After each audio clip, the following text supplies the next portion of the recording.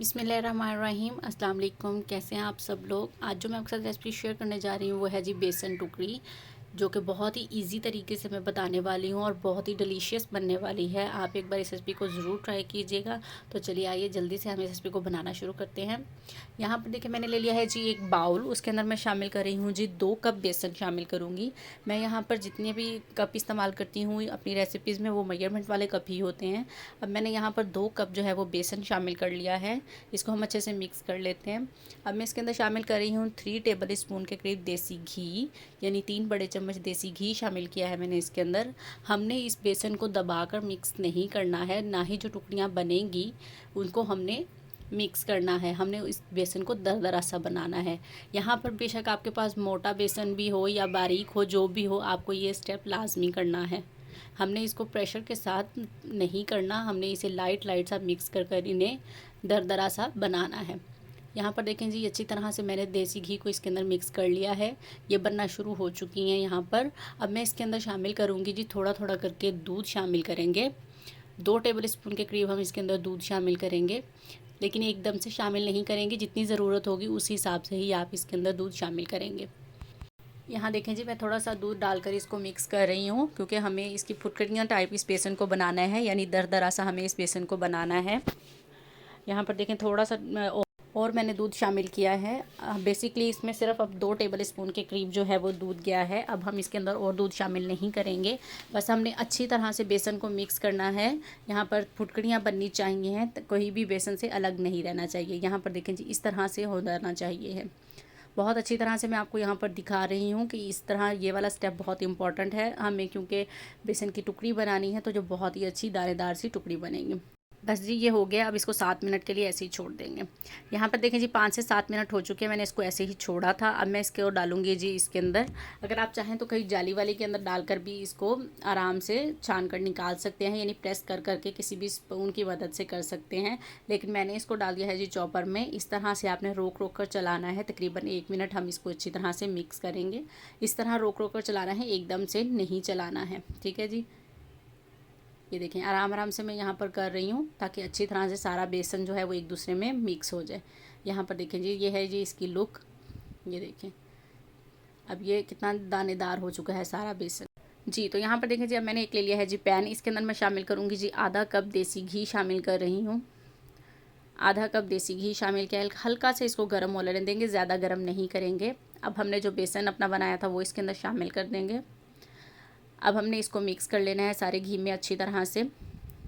यहाँ आपने 1 सेकंड के लिए भी स्पून को नहीं छोड़ना है, इसको मुसलसल आपने इसी तरह से भुनाई इसकी करते रहना है। यानी हम इसकी 10 मिनट से 15 मिनट के लिए हम जो है इसकी भुनाई करेंगे।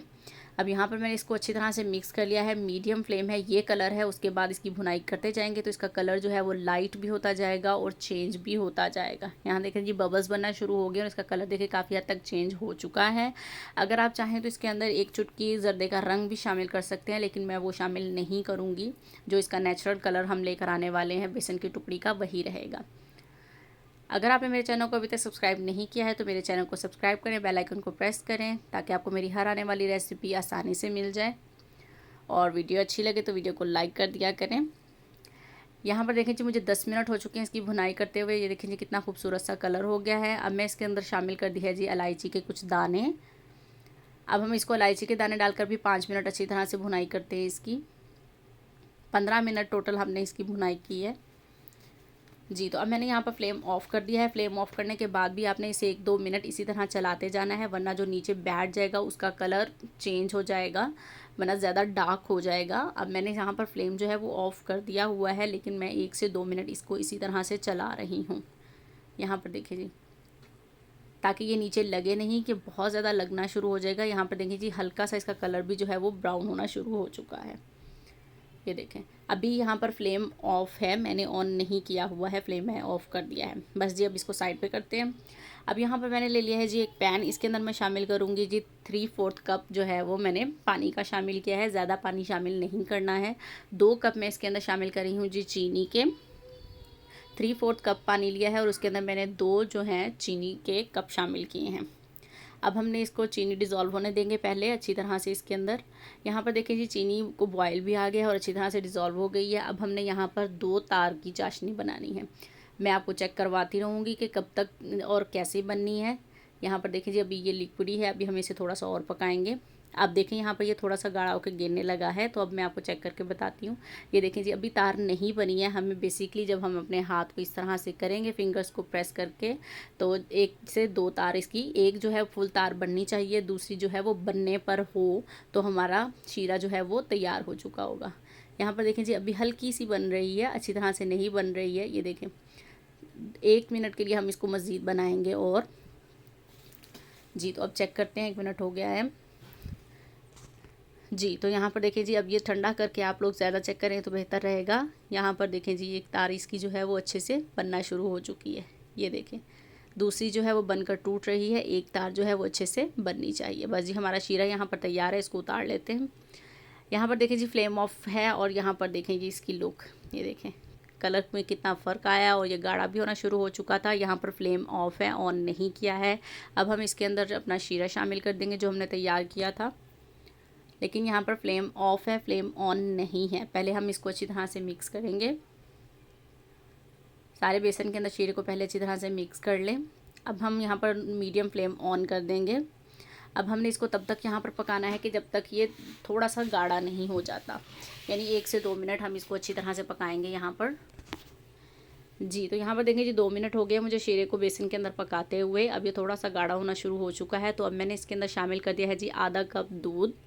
ठंडा दूध शामिल नहीं करना, ना ही गर्म होना चाहिए, रूम टेम्परेचर पर आधा कप दूध मैंने इसके अंदर शामिल कर दिया है। अब हमने इसको 5 से 7 मिनट पकाना है गाढ़ा होने तक।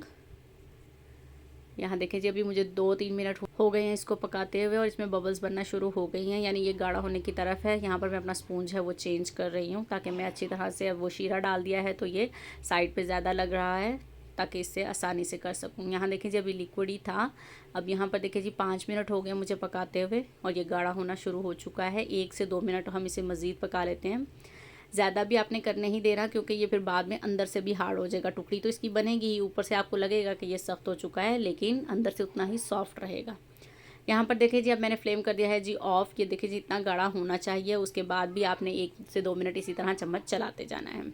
अब यहाँ पर देखिए जी मैंने इसको बस एक टुकड़ी की सूरत में रखना है, तो इसलिए मैंने यहाँ केक वाला पैन लेकर उसके अंदर बटर लगा लिया है, ऑयल लगा के। अब मैं इसके अंदर ये वाला बैटर शामिल कर रही हूँ जो हम लोगों ने तैयार किया है अपना बेसन का। मज़ेदार सी खुशबुएँ आ रही थी यहाँ पर। अब यहाँ देखें जी इसके ऊपर मैं लगा दूँगी जी हल्के से बादाम। ऑप्शनल है, अगर आप चाहें तो लगाएं, नहीं चाहे तो मत लगाएं, क्योंकि ये टुकड़ी जब होगी जो हल्का सा अंदर रह जाएगा वही रहेगा, बाकी जो है इसके ऊपर से उतर जाएंगे सारे। ठीक है जी। अब यहाँ देखिए मैंने इसको सेट कर दिया है, इसके ऊपर हल्का हल्का सा प्रेस कर दिया है। अभी ये गर्म है, 1 घंटे के लिए हम इसको इसी तरह से छोड़ेंगे। यहाँ पर देखिए जी ये सेट हो गए इसके ऊपर। अब हमने इसको 1 घंटे के लिए इसी तरह से छोड़ देना है। यहाँ पर देखिए जी 1 घंटा हो चुका है। इसकी लुक देखें, अब मैं इसको निकाल के दिखाती हूँ आपको। अल्हम्दुलिल्लाह जी यहाँ पर देखें जी कितनी खूबसूरत सी हमारी यहाँ पर तैयार हो चुकी है। और देखें ये पकड़ते ही टूट रही है, यानी कि अंदर से इतनी ही सॉफ्ट और ऊपर से ये हार्ड लग रही है। और यहाँ पर देखें जी कितनी खूबसूरत सी हमारी टुकड़ियाँ जो हैं वो आप जैसे चाहें तोड़कर, और इसको अब 1 से 2 महीने के लिए आराम से रख सकते हैं और इन्जॉय कर सकते हैं। किसी भी कंटेनर में डालकर साफ अब 2 महीने तक इसको आराम से इंजॉय कर सकते हैं कि बिल्कुल भी ख़राब नहीं होगी। उम्मीद करती हूँ आज की रेसिपी आप लोगों को ज़रूर पसंद आएगी। वीडियो अच्छी लगे तो वीडियो को लाइक कर दीजिएगा और चैनल को सब्सक्राइब कर दीजिएगा। मिलते हैं आपके साथ नेक्स्ट रेसिपी के साथ। तो अपना बहुत सारा ख्याल रखिएगा, दुआ में याद रखिएगा और रेसिपी को ज़रूर ट्राई कीजिएगा। बहुत ही मज़े की हैं, सर्दियों में ऐसी चीज़ें बहुत मज़े की लगती हैं। तो ठीक है जी, मिलते हैं आपसे अब फिर नेक्स्ट रेसिपी में। अपना बहुत सारा ख्याल रखिएगा। अल्लाह हाफिज़।